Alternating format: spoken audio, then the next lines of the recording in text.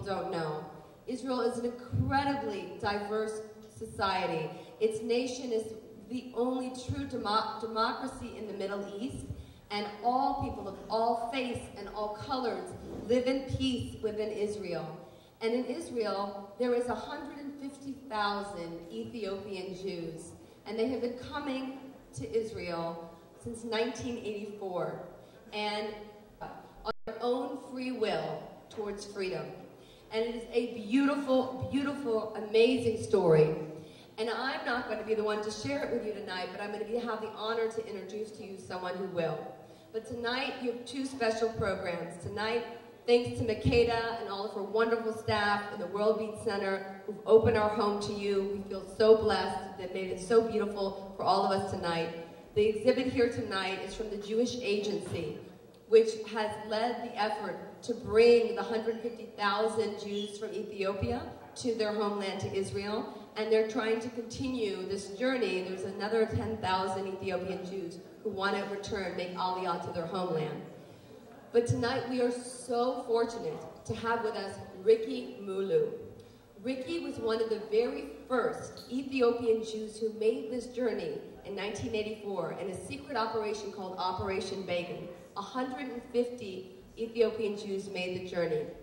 And she has become an amazing goodwill ambassador who's spoken all over the world about her story. You get to hear it tonight and see a short video, and then afterwards she'll answer questions. She's also, as you can see from inside the exhibit, she's an extraordinary artist, and jewelry and Judaica artist, and she learned from her father very young as a metalsmith how to make this beautiful jewelry. Her mission in life is to teach about the Ethiopian Jews to everyone who lives outside of Israel, which we call the diaspora. And she herself, she'll tell her story, but she has created, she also lives in New York, a beautiful organization called Hasida Shemela, where she makes sure that Ethiopian Jews, if they leave Ethiopia or Israel, that they are able to stay connected to our culture. Because we all must celebrate our culture, must embrace our heritage, and then share it with others.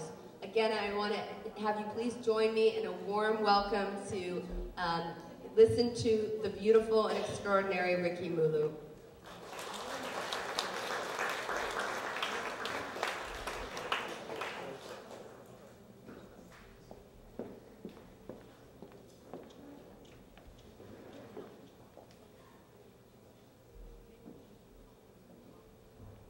Just so you know, the exhibit is up all week, so feel free to come back. Okay, here we go. Here's Riki. Thank you.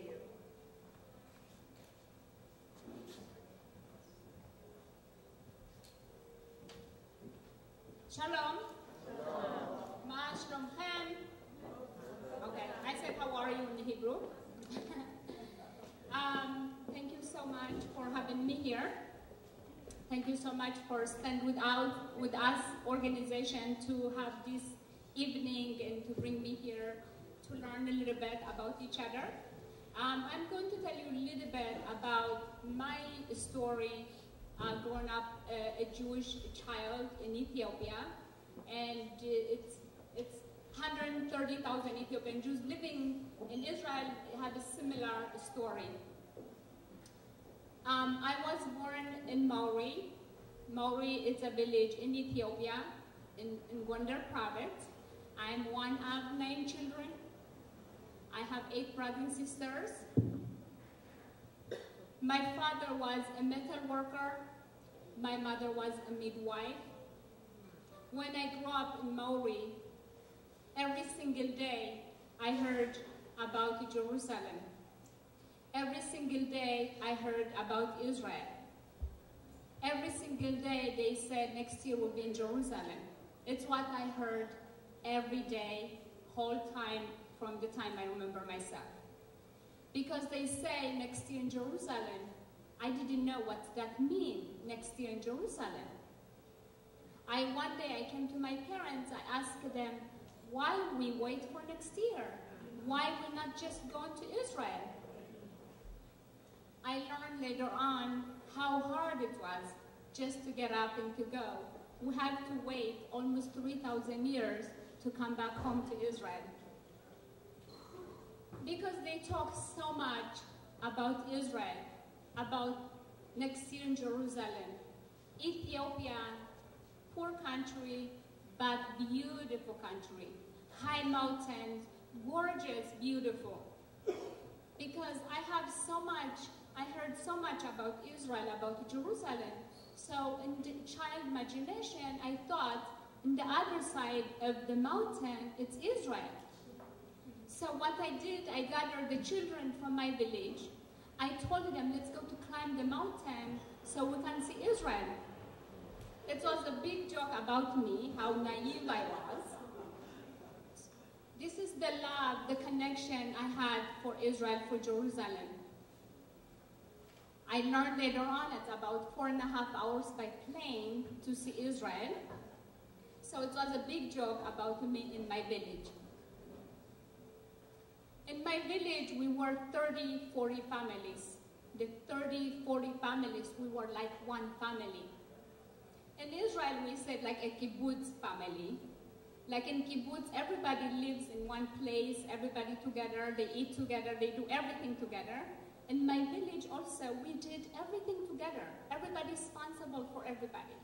When I came out to my village, every adult person, it's like my parents, so close. Everything, the holidays, the wedding, anything we do together. It's like one big family.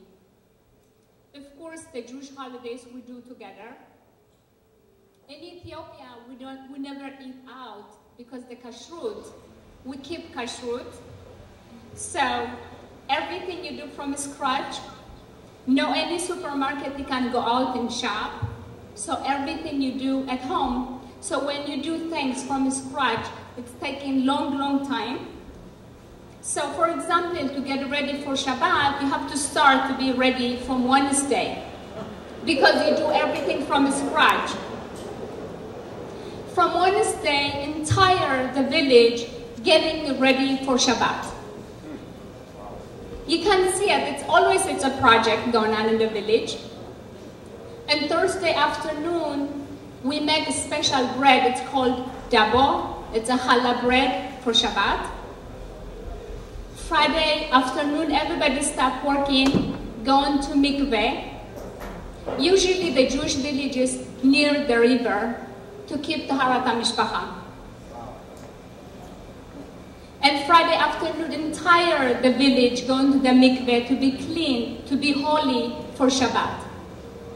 And Shabbat morning, the village coming together with special bread, challah bread, dabo, coming into the synagogue.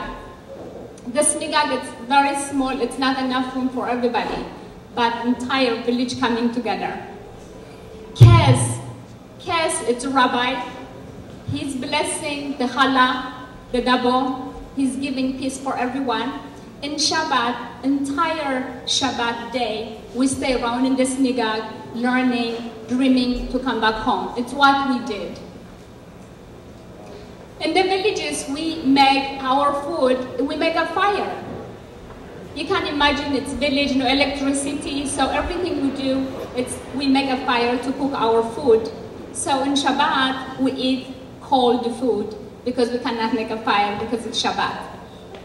Until Saturday afternoon, we see the 3 stars.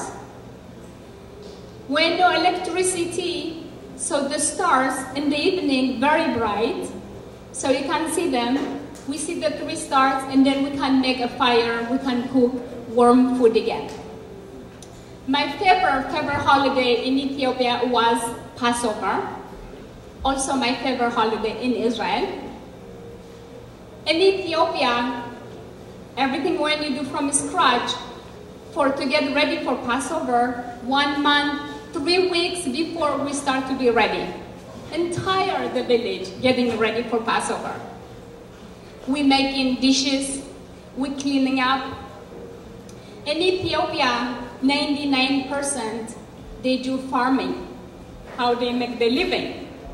But Ethiopian Jews, they cannot make farming because they cannot own land.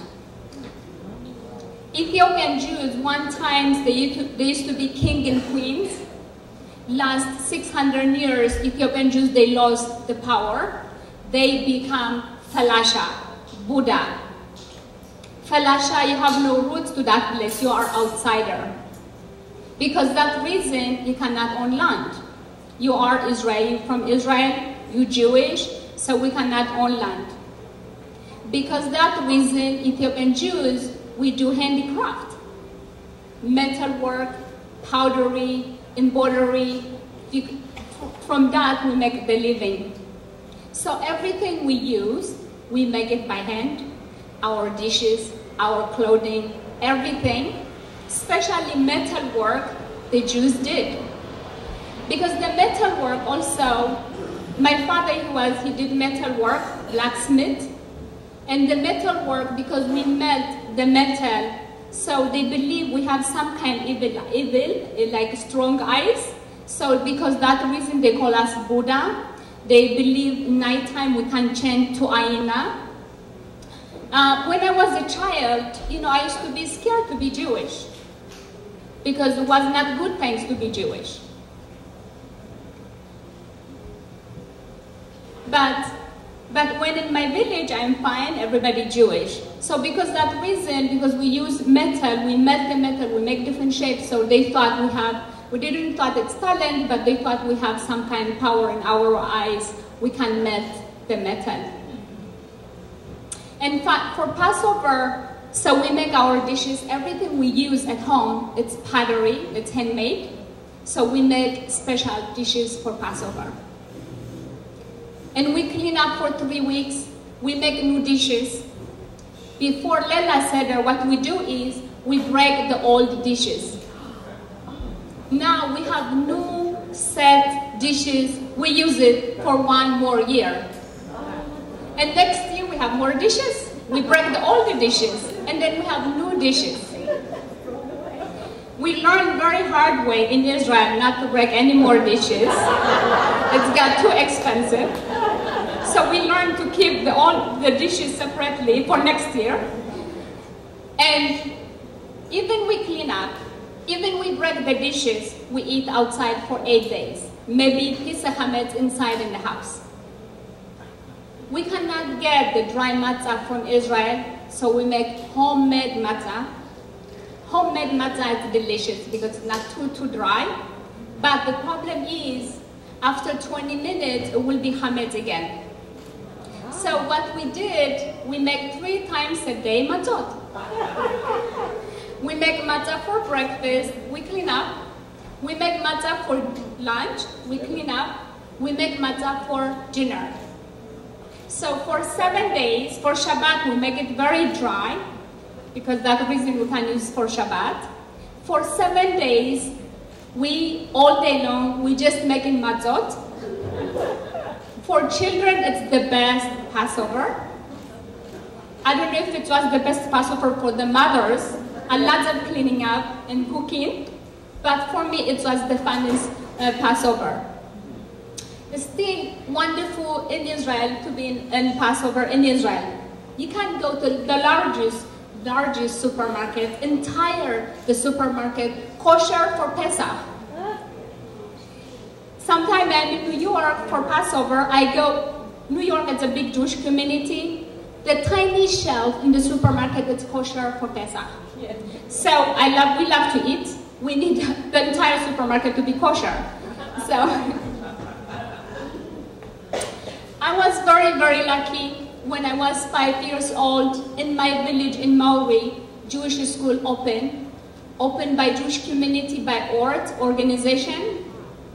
So I was really, it's like 2 minutes from my house in the Jewish school, and then it's open for everybody. But you study Jewish study, you learn Hebrew, but it's open for non-Jewish also. But it was very small school, it was until 3rd grade. After I finished my 3rd grade, I want to continue in the Jewish school. But the larger Jewish school from my house, it's about 3 hours walk. In Ethiopia, every single day, children walk between 1 hour, 2 hours, 3 hours to go to school. You have a school nearby 3 hours walk, you walk to study. Because not every village, they have a school. So 3 hours to walk every day was very difficult. So my parents, they came with a solution. The solution was, my uncle lives in the other village. I leave Sunday, I stay with my uncle, and then I come back home for Shabbat and Friday. In Ethiopia, the family is so close. My uncle, it's like my father, so it worked. I did that. I went Sunday, I came back home for Shabbat, Friday, and it worked. Also, I got really lucky again. In the 70s, happened a lot of change. 1973, the Ethiopian government changed from king to communism. 1974, the chief rabbi of Israel, Sephardic Rabbi Yosef Obadia, coming out to say Ethiopian Jews, they are Jews, we should bring them to Israel. 1977, the first prime minister from Likud government, Menachem Begin. Menachem Begin is a survivor, he survived the Holocaust. The first thing when he came to the government, he wanted to rescue Ethiopian Jews. And then they start to do deals between Ethiopia government and Israel government, very secret deals. Israel government going to help Ethiopia government. Ethiopia government, they let go for the Jews. Very secret, except these two countries, they know the secret. They start to bring groups. They brought about 4 groups from 1977 to 78, 150 Ethiopian Jews. In 1978, the whole story came out in the paper, leaked. And the Ethiopia government got very upset. They said, no more, let's go for Ethiopian Jews. What happened is, with a group of 24 children, with last group, one of the child, it was me, in the plane, I came to Israel. The idea was, they're going to take the children first, the parents, they will come soon. They do a lot of groups, they come, like Russian children, Argentinian children. The first, they bring the kids, and then later on, the parents. In my case, and then the whole story came out, so Ethiopia government, they not anymore let go for the Jews. I came to Israel. I don't have parents, I have to go to absorption center. Even I was in Hebrew school, my Hebrew is not good enough, so I have to go to absorption center to learn more Hebrew. After 6 months, I have no parents, I have to go to boarding school. I went to boarding school. In Israel, a lot of people coming from all over in the world. Everybody has a job, everybody has a purpose. New person coming, you have to help him. Immediately, I have adoption parents because I was too young to make any decision. So I have adoption parents so they can make legal decision for me. Their name is Resnick family. They have their own 3 children. I was the 4th child. I can come for Shabbat. I can come for the holidays. But in the school, in boarding school, I was very busy. I have so much to catch up, to learn. In daytime, I'm really busy. But in nighttime, when I go to sleep, I'm thinking about my parents. I'm thinking about my brothers and sisters. I'm thinking about my village. I keep telling to myself, my parents, they will come soon. Because they told me next in Jerusalem. It's what I know. I keep telling to myself, my parents, they will come next year. This next year took long time. My parents did not come yet. And then I heard a really horrible story. Ethiopian Jews walking from Ethiopia to Sudan to come to Israel. A lot of people dying, a lot of people getting sick. And then I said, maybe just my imagination, I'm not going to see my parents again. I start to worry. I start to write letters to my parents, do not walk to Sudan. 1984, Operation Moses, Ethiopian Jews rescuing them from Sudan to Israel. In Operation Moses, my 3 sisters, they walked to Sudan. They came to Israel. I was so happy to see my 3 sisters. One of my sisters, she was so sick. 2 more days in Sudan, she was dying. Directly from the airport, they took her to the hospital. First, for a few months, I didn't say anything. And then I started to ask my sisters, how's my parents? How's my village? How's everybody? They told me my parents getting old, my village getting not good because the younger people left to to walk to Sudan to come to Israel. You have to be so strong to walk 3 weeks, 1 month to come to Sudan. You have to wait in the refugee camp to be rescued by the Israeli government.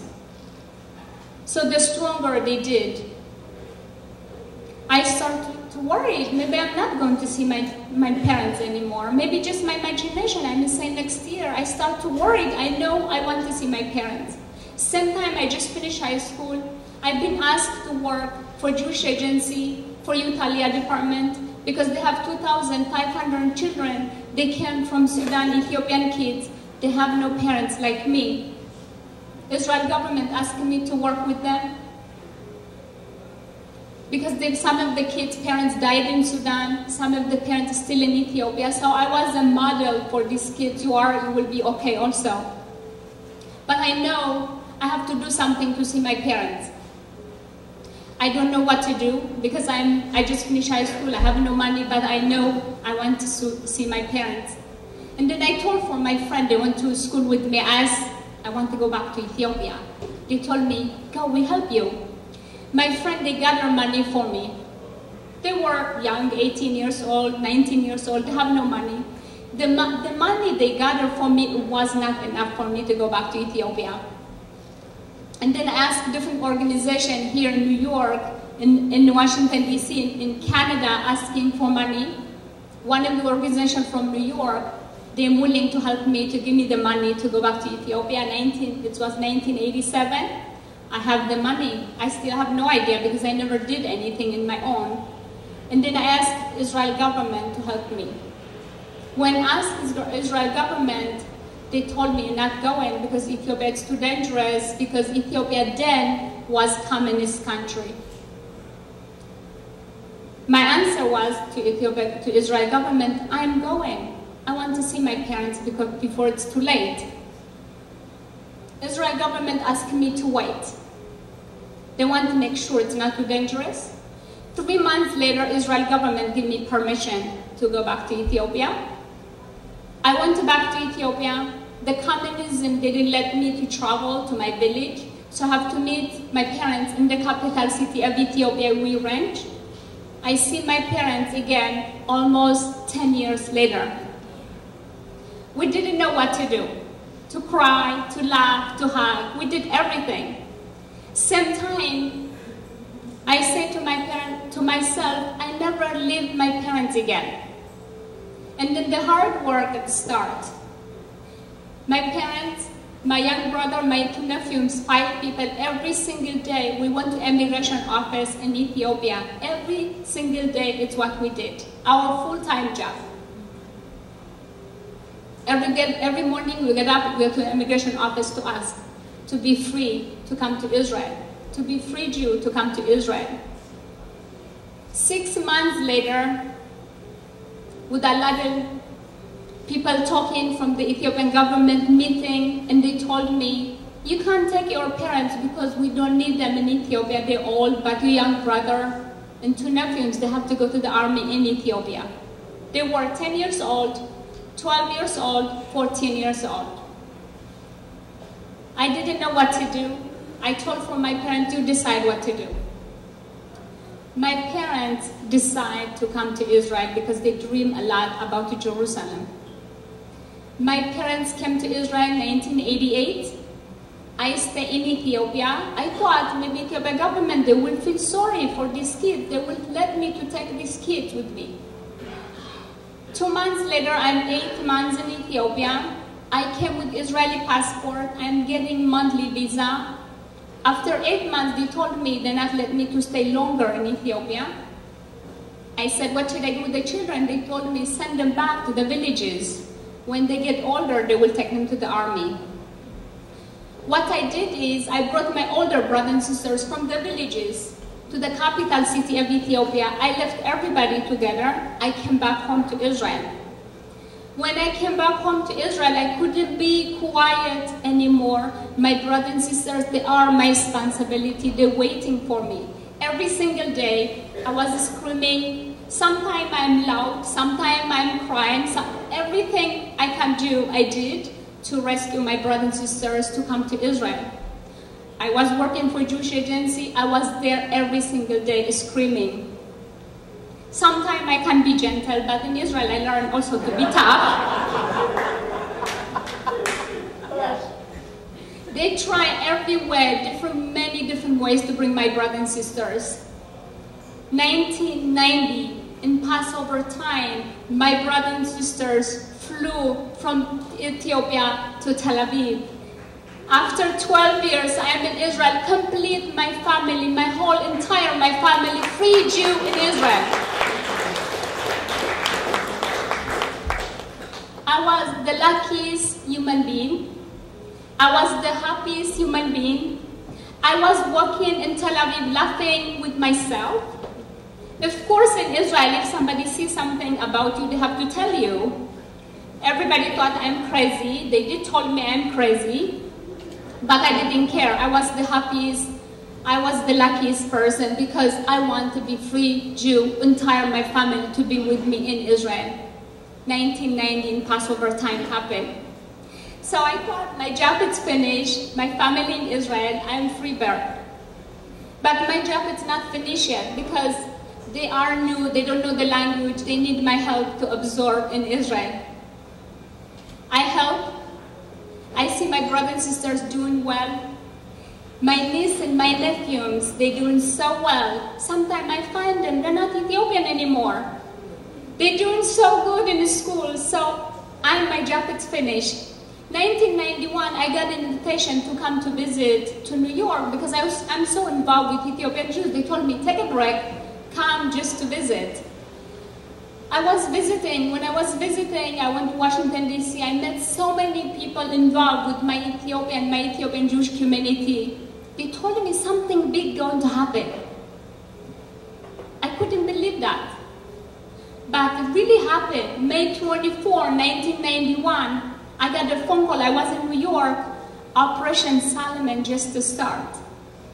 That moment, I want to be in Ethiopia. That moment, I want to be in Israel because I want to be involved. I want to work with people I work with. But I couldn't be that moment. To fly to Ethiopia from New York, it's about 19 hours.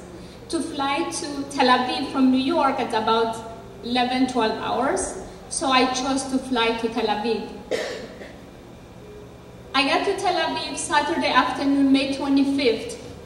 Usually, I don't know how many of you have been in Israel. In Shabbat and Saturday, it's a day off for everybody. In Israel, it's a day off. But May 25th, 1991, no day off, nobody. The government, the army, the rabbis have to work. They have to have a special meeting on Friday night to give a permission to Israeli government to fly Ethiopian Jews in Shabbat. To save the Jewish people, it's pikuach nefesh. You do it, it doesn't matter what holiday it is, what Shabbat it is, you do it. They stop every flight leaving Israel because they want to use more planes to bring Ethiopian Jews to Israel. They brought 14,310 people in 24 hours. This is a miracle. 36 hours around the project, it's finished. Nobody knew, it was secret. Nobody talking about it. Everybody have to do their job because it's emergency to rescue Ethiopian Jews. When I got to Israel, everybody crying, it's emotional. Israel, it's a very small place. Something happened, it's belonged to you. It's your brothers and sisters, it's your family. Everybody coming out to help.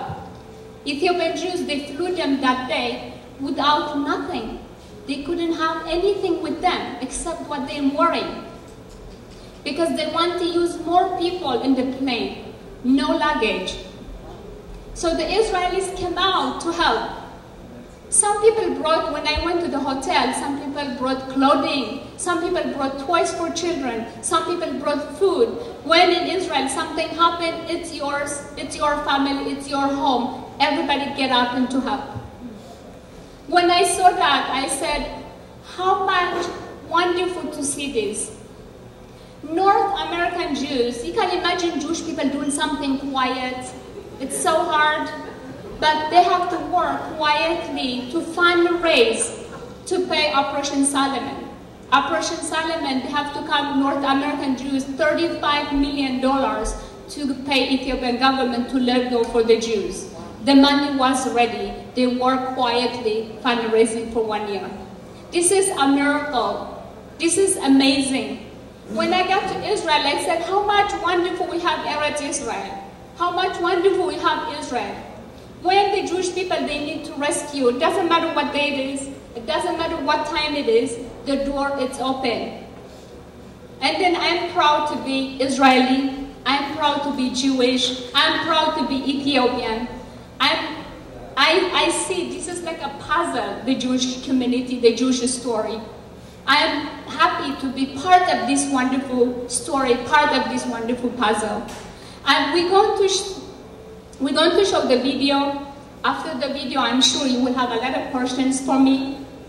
And when I came to Israel, I want to say it was 300 Ethiopian Jews living in Israel in 1978. Now we have 130,000 Jews, Ethiopian Jews living in Israel.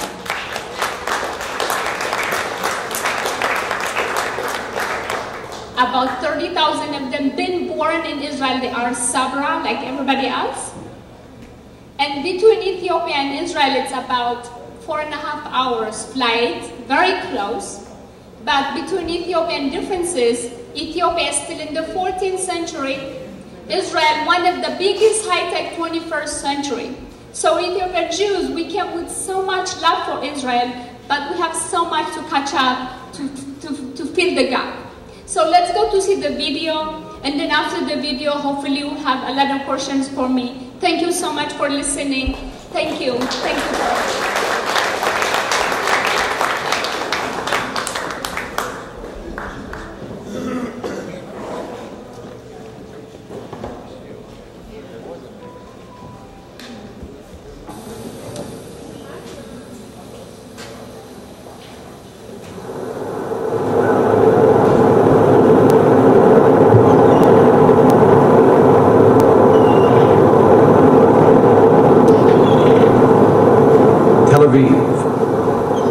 afternoon in May.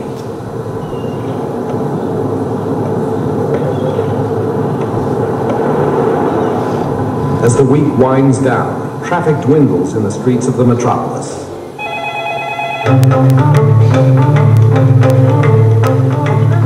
But in a secluded downtown office, the pace remains frantic. Only a handful of Israelis know of this room's existence or its purpose. It is the eve of Shabbat, the Jewish Sabbath.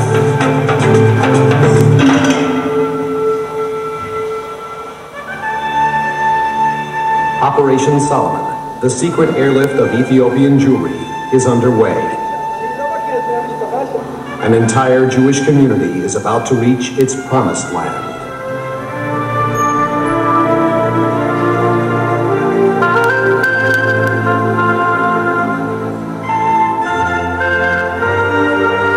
The Jewish world will celebrate their homecoming, yet the origins of Beta Israel, these black Jews from Africa, will remain a mystery.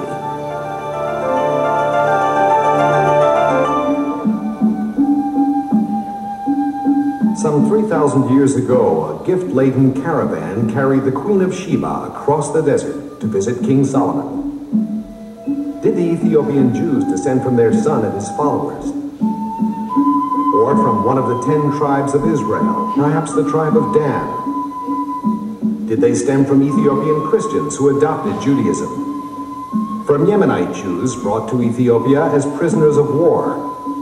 Or from Jews exiled from Jerusalem after the destruction of the first temple in 587 BCE? No one is certain how Beta Israel came to inhabit northeastern Africa. When Solomon's temple in Jerusalem was destroyed, the Jews were exiled, dispersed in all directions. We never forgot what was written in the Torah. We kept on praying to return. We have no written history, but our forefathers say we came to Ethiopia through Egypt and the Sudan to the Gondar region. We born a Jew and we will be forever Jew. And so today I am not trying to find where is my origin. The point is, we came to Ethiopia and our forefathers fought to remain Jewish, and they passed down their tradition to us.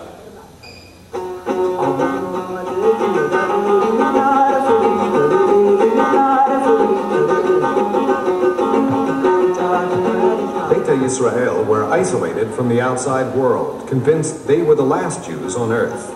While the Jews of medieval Europe were persecuted and herded into ghettos, Beta Israel enjoyed independence with their own rulers and army.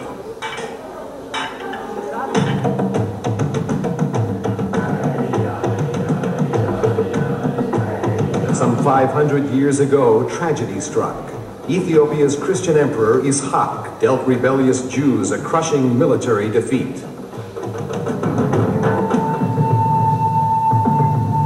He demanded they convert to Christianity or lose the right to own land. Ultimately, most Jews were forced off their land. They were forced into new professions. They became pottery makers, weavers, blacksmiths, resented yet necessary. To their Christian neighbors, this world of fire and hot iron seemed like black magic. Persecuted, regarded with suspicion, the Jews were labeled falashas. The word means wanderers, landless.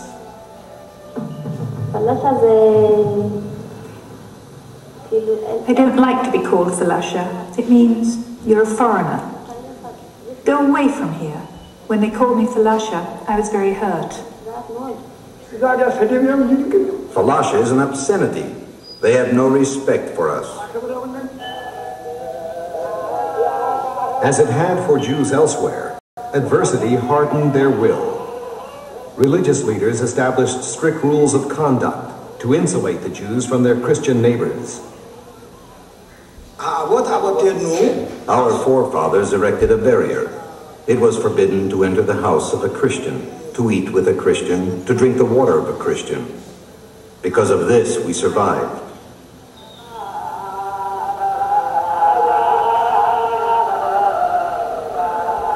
The Torah, handwritten on goatskin in the ancient Gez tongue and known as the Orit, was at the heart of Ethiopian Jewish life. The Mishnah, Talmud, and other later commentaries were unknown. The Sabbath and other holidays mentioned in the Torah were strictly observed.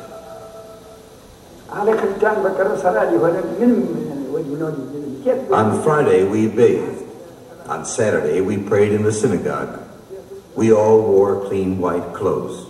On Shabbat in Ethiopia, no one cooked or lit fires. It was a day of rest.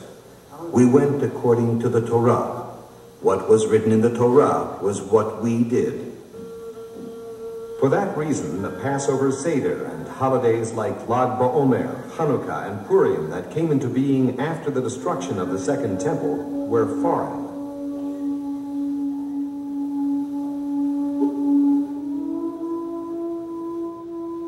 The Sigt was unique to Beta Israel, a time of prayer and fasting, renewing the ancient covenant forged between God and Moses at Mount Sinai. On this day, the Jews of Ethiopia dared to dream of Jerusalem, of returning to their holy city. My grandfather would gather all the children and tell them about the land of Israel, about the Jews. I understood I was a part of the people of Israel. There was a bird. She was a very beautiful bird, and we thought that she came from Jerusalem. So we dreamed a lot to come to Jerusalem, and we were imagined that Jerusalem is a golden area. Even the building is golden, the road is golden, everything is golden. It would take more than 1,000 years of unwavering belief before the dream came true. The Jewish world knew almost nothing of Beta Israel.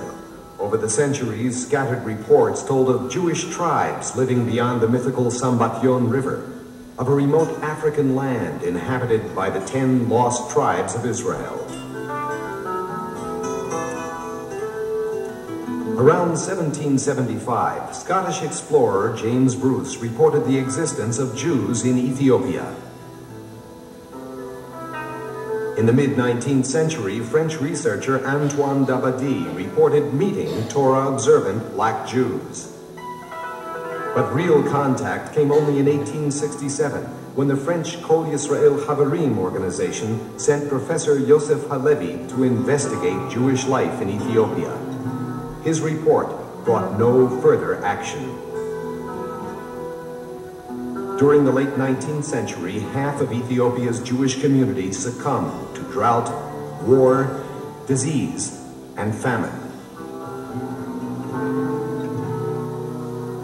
In 1904, Halevi's student, Yaakov Feitlovich, came to Ethiopia and remained for 2 years, living with, learning about, Beta Yisrael.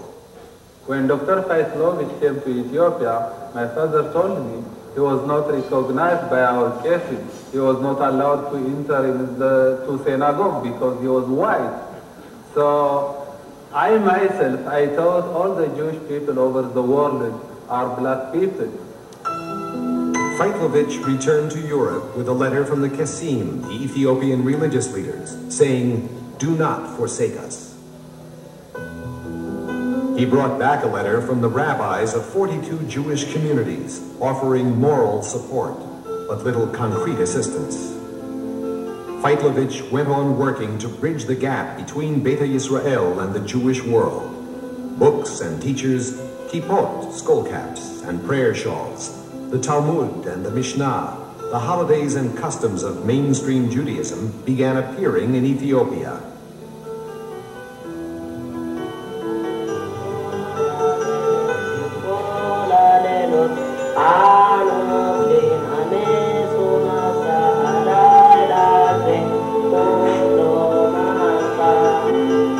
But it would take until the last decade of the 20th century before those halting first steps became a giant leap to the land of their dreams.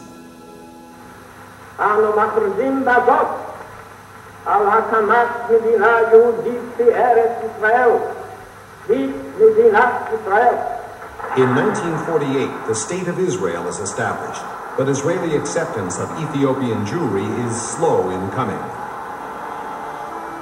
Yaakov Feitlovich works to strengthen Beta Yisrael's ties to the new state. In the mid-1950s, 2 groups of Ethiopian Jewish youth are brought to Israel where they study Hebrew. Suddenly, I came into a room and found children from Romania, Poland, America, and I was the only one with a different color. I asked myself, what? Are there white Jews? My parents thought we were the only Jews left in the world. But after seeing their promised land, they are asked to return home to teach a new generation of Ethiopian Jews.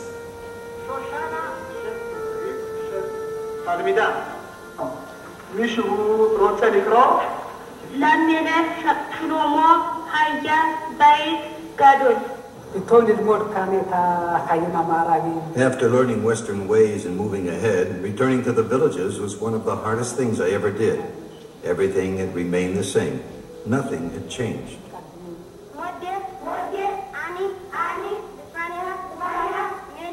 Those who return to the villages kindle a new spirit among Ethiopia's Jews, a new determination to reach Israel.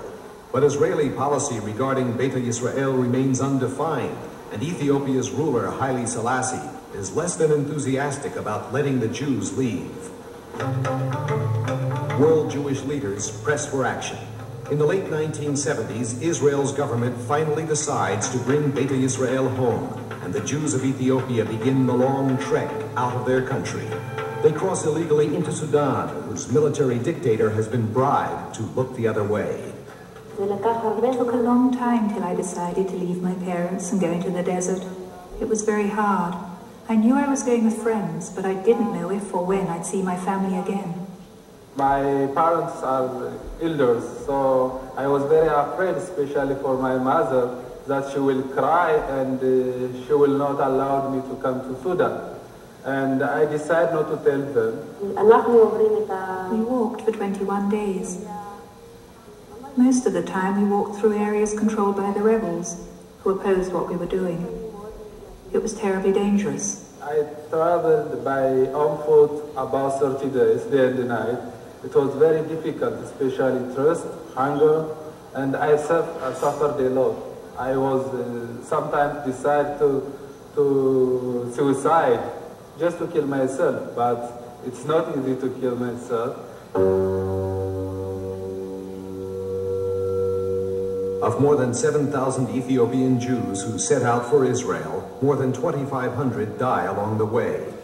Of those who reach the overcrowded transit camps in Sudan, most leave behind brothers or sisters, children or parents, husbands or wives. In 1984, Israel's government launches an emergency airlift from Sudan, codenamed Operation Moses. But less than a year later, news of the secret exodus reaches the press, and Sudan closes its border. Some 25,000 Jews remain trapped in Ethiopia. Entire families are ripped apart. For the next 6 years, I felt completely alone, even though I had some relatives here. It was very hard. I didn't know when I'd see them again. I wasn't home when she left. I was at the market. I didn't even get the chance to tell her goodbye.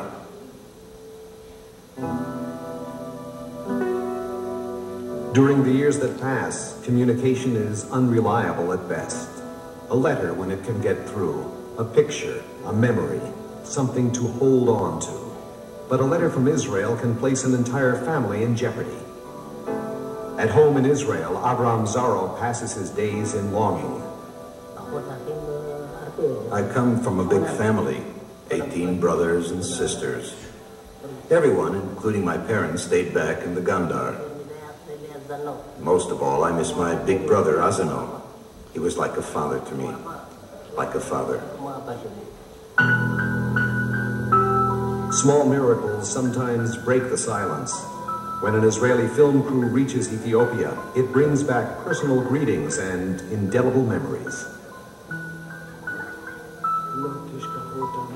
Tell them not to forget us.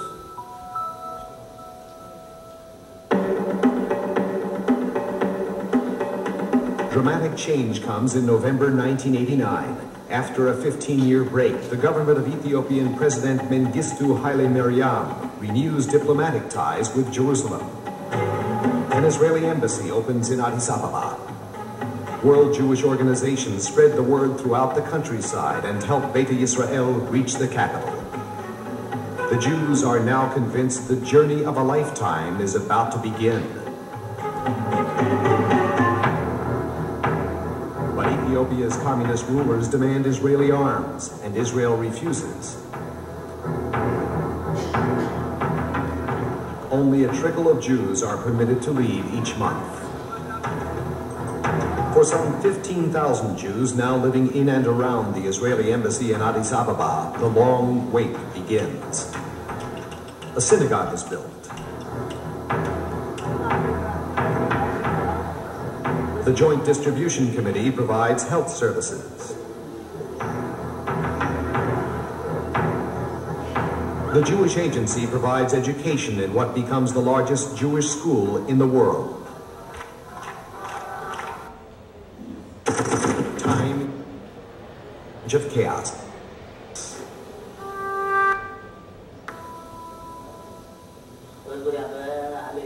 Amid the crisis, Avram Zaro's family prepares a video letter for his brother's family in Addis Ababa. At the Israeli embassy in Addis, they gather around the television. It's their first real contact in 8 years.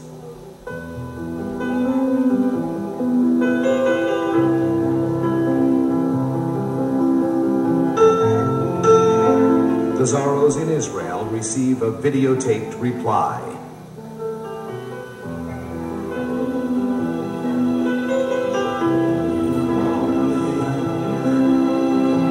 Time is slipping away. The Ethiopian army is in retreat. Rebel forces reach the outskirts of Addis Ababa.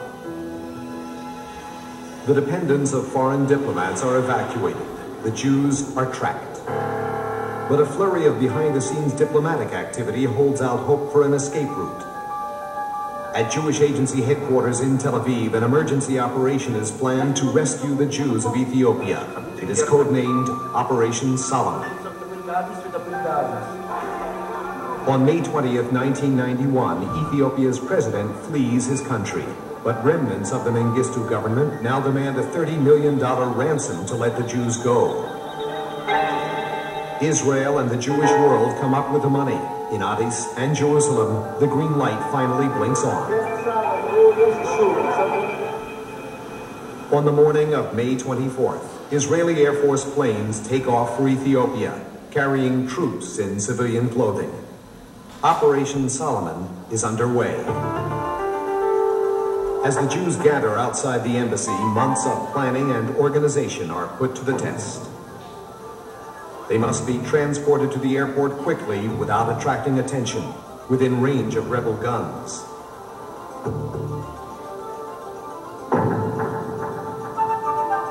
Veteran immigrants, now Israeli soldiers, return to the land of their birth to safeguard the operation.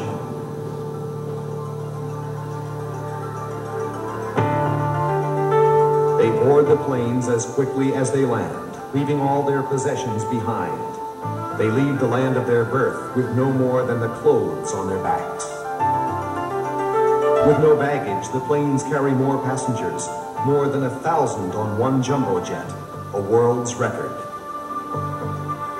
At exactly 4:40 p.m., the first of 35 aircraft taking part in Operation Solomon lands at Ben Gurion Airport, and a little boy steps into the sunlight of his promised land.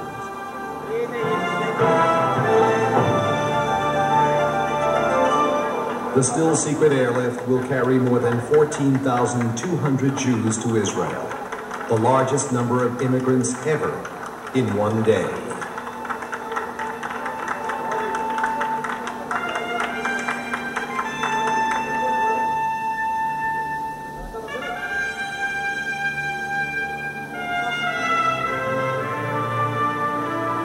The young, the old, the healthy, and the infirm. Religious leaders carrying sacred writings, an entire community emerges from the plains. This is the last group of a Jewish community that waited for thousands of years for this moment of coming back to their country. And we did it.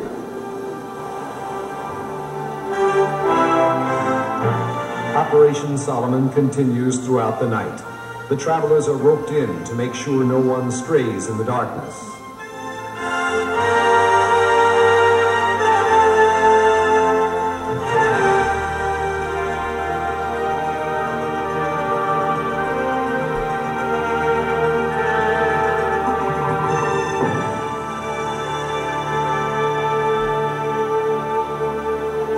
The first Sabras, 7 babies born aboard the planes, steal the spotlight.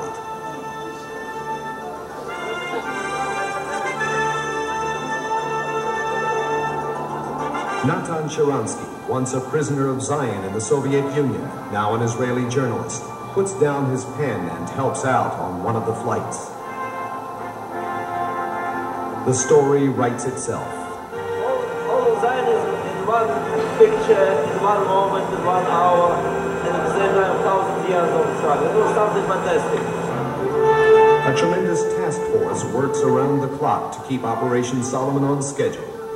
More than 1,000 Jewish Agency volunteers, including many former immigrants, working and waiting for parents he hasn't seen in years. On the morning of May 25th, the story of the Exodus finally breaks. Jews and non-Jews around the world are swept up in a wave of emotion. People have traveled all over this world, and nobody really, they said, you come here for 16,000 ragtag black Jews, and it made me very proud to be a Jew today. It's made me 36 hours and 41 round trips later, the last plane carries exhausted Jewish agency staffers back to Israel. They are the heroes of Operation Solomon. I thought that we will come like heroes, but just we failed. The airlift is history, but the human drama continues. A desperate search begins for long-lost loved ones.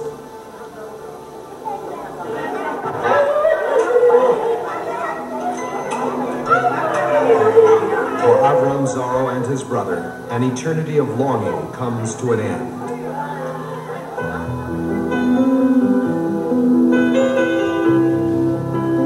The story is repeated over and over again.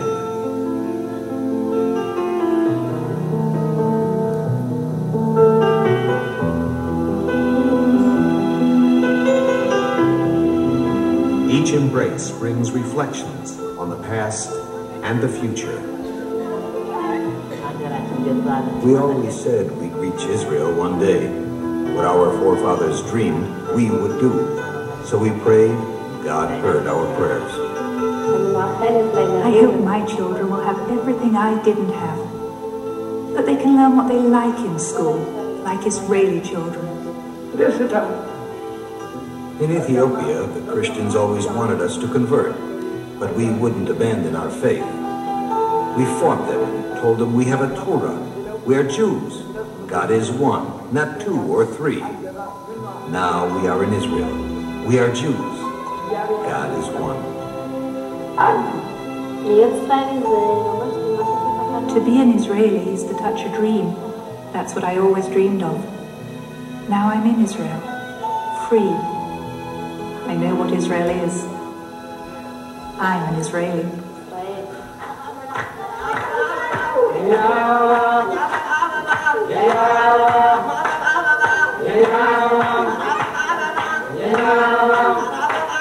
The Jews of Ethiopia are home at last, beginning new lives in the land of their dreams. Their past remains an enigma, their future an undefined possibility. Their incredible journey through time and space has just begun.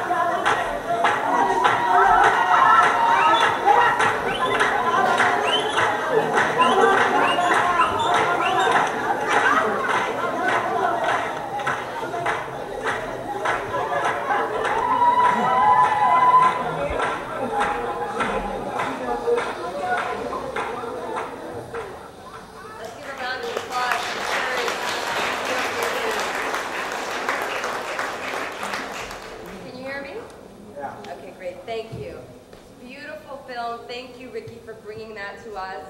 Just an incredible story of just imagine the courage of all of those Ethiopian Jews to leave Africa and to come to Israel. It's an extraordinary story, and we're so thrilled to be able to share it with you tonight, for you to be here with us.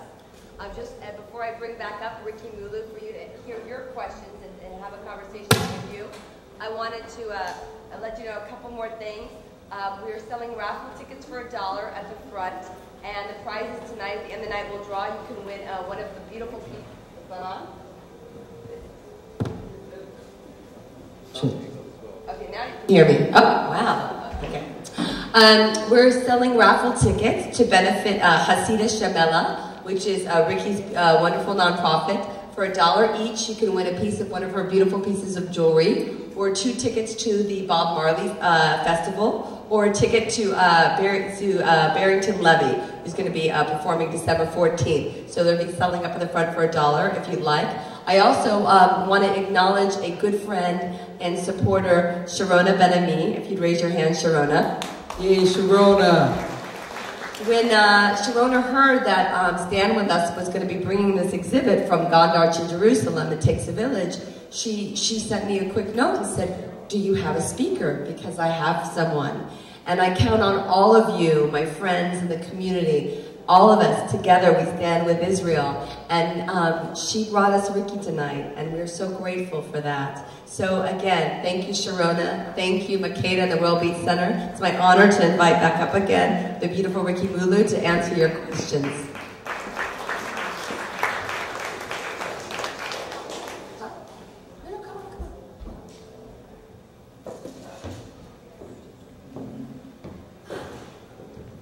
So you cry a lot. I show it maybe 100 times. 100 times I cry. I have to leave the room because I don't want to cry. So I hope you learn a little bit. I hope you understand about my Ethiopian Jewish community in Israel. So if you have a question, I will be happy to answer. Yes. I went to Shurut Lomi. You know Shurut Lomi? I went to Ethiopian Jews villages. I went to I went to boarding school villages. So I served the government civil way. Some religious women do that, so it's what I did. It's the same thing like the army, but you do civil war. Yes.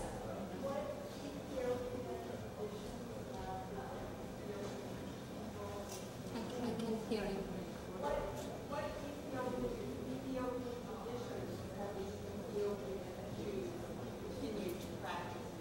Oh, yeah, okay. Okay. What Ethiopian traditions that are unique to Ethiopian Jews have the Ethiopian Israelis continue to practice? One of the holiday, it's Sikt. I don't know if you have heard of it. In Ethiopia, it was a big holiday for Ethiopian Jews. Entire Jewish community, they used to travel and come to one large Jewish village, a day of praying. Go to the mountain, day of fasting and praying. It's 50 days after Yom Kippur to remember God and Moses. They go to the mountain. About 3 years ago, been in the Knesset.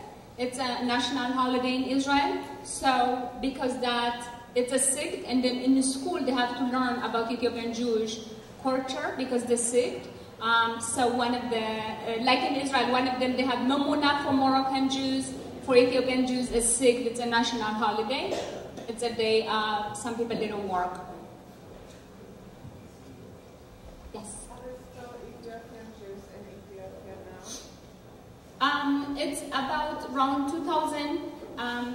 The Jews convert from Jewish to Christianity. It's called First Mora, if you have heard it before. They come in on humanitarian to Israel, but they have to convert to Judaism. Last 100 years, Jews convert from Jewish to Christianity. Because in Ethiopia it was difficult to be Jewish, you cannot own land, so some people, they convert. So in the Jewish life, somebody converts, he's not Jewish. But in this case, because this situation, Israel government make a special exception because the life was hard. So they, about 40,000 of those came to Israel. Most of them have to convert to Judaism back. Now they have another 2,000, like I think in a year they're going to finish, bring them to Israel and then to absorb them in Israel. Yes?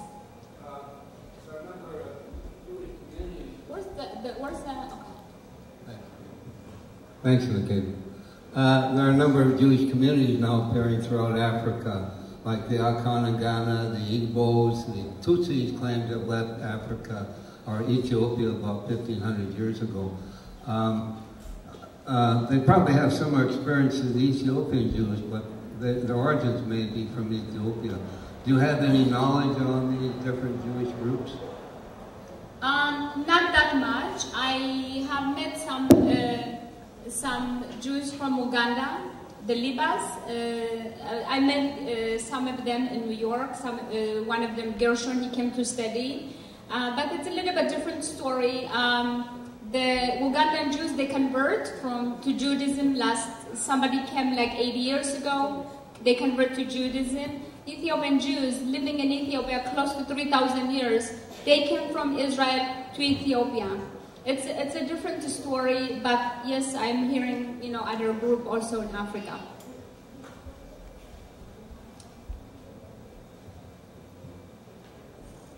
Yes. How's the community doing? How are they? In Israel?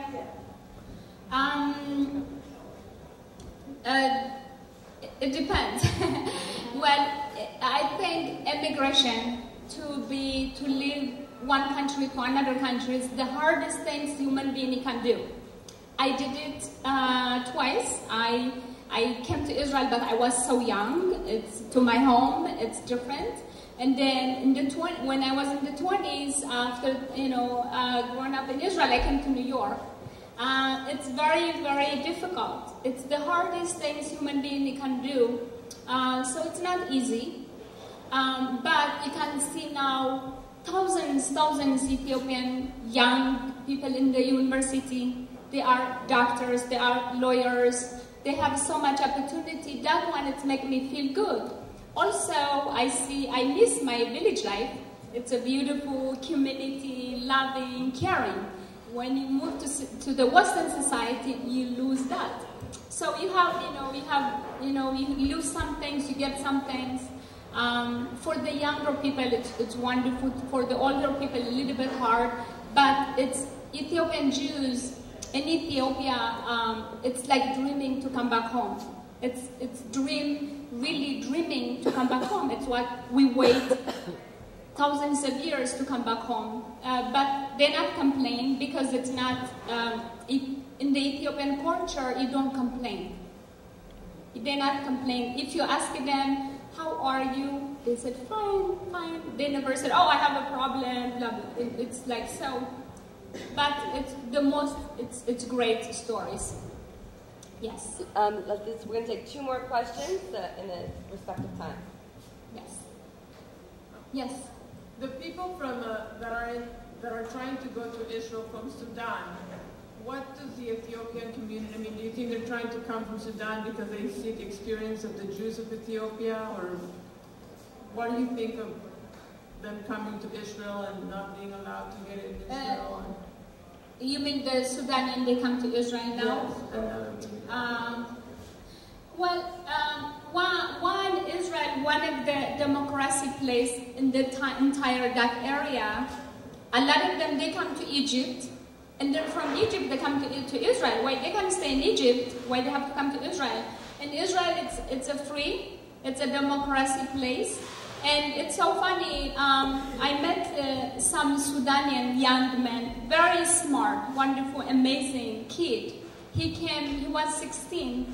He came to Egypt. From Egypt, he passed the border, and then he'd been caught by Israeli, soldiers. So he's too young to put him in jail. So they sent him to school, to high school. And now he's in university in IDC. It's paid by Israeli government, by the Jewish community. This is how Israel is.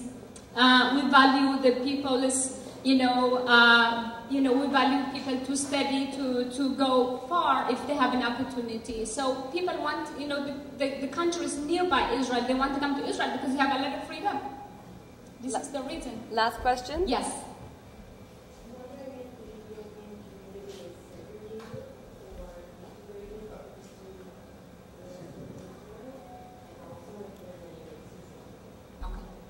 You want to speak so everybody can hear you?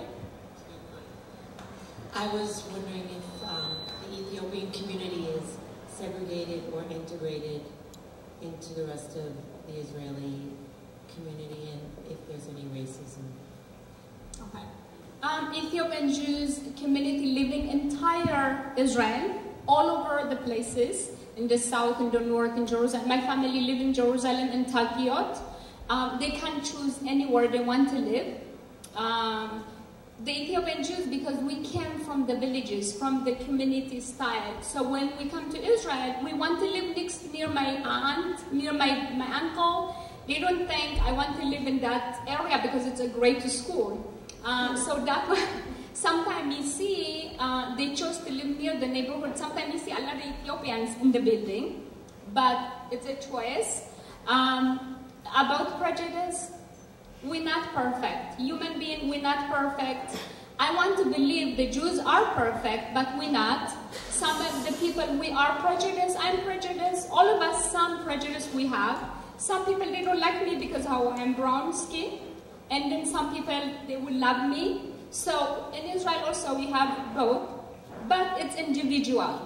It's not the government. It's not an organization. It's individual people. They can be prejudiced. Thank you so much. Thank you for listening. And thank you for staying with us, organizing, doing so much wonderful work. I love Israel so much. I love so much because they're doing so much for Israel to show the beauty of Israel.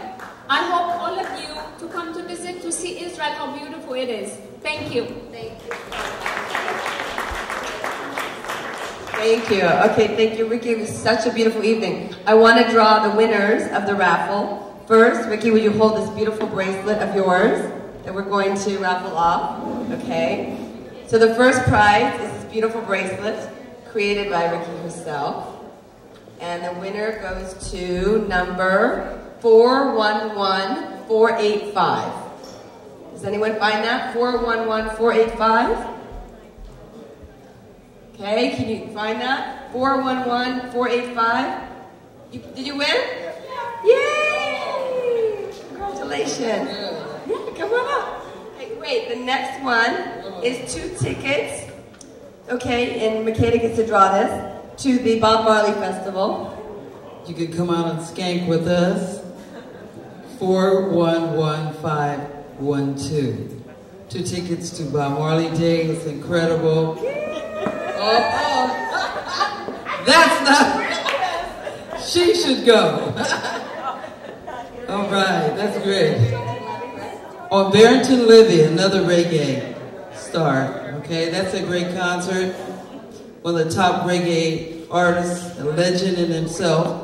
411497. 411497. All right, congratulations. Uh-oh. You're going to be skunking. This is great. You got the Bob Marley. Yeah. You got Bob Marley. You got Barrington Levy. I'm going to give you tickets in a minute. Okay. Good. Okay, and you got Barrington Levy. Okay, great. Can I have your tickets? Great. Well, that's good. I'm glad you got it. So, Makeda, how do you think we did?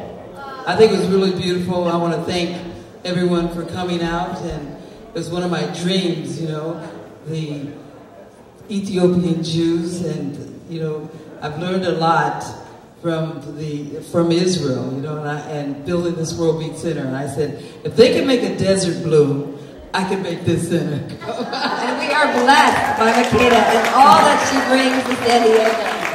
Thank you, Makeda. God bless. Thank you, Riki. Thank you. Thank you all for being here. We're going to have a little more music.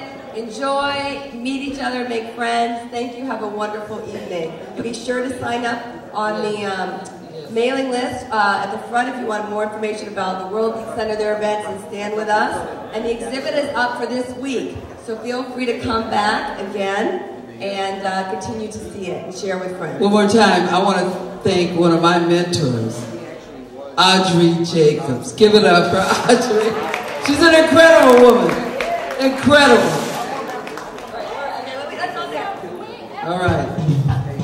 See you. Everybody get a good dance going on. Okay, we're going to teach you how to do Ethiopian dance. I don't know how Audrey knew how to do this dance. That's how incredible it is.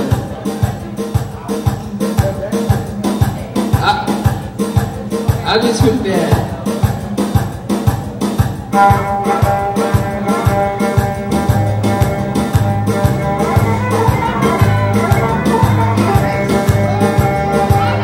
You can all come up here. Uh-oh. Look at here. Come on, everybody. Yes, I'm here one more time. I'll see everybody. Hey! Hey, where's the twins? Where's the twins? Aren't you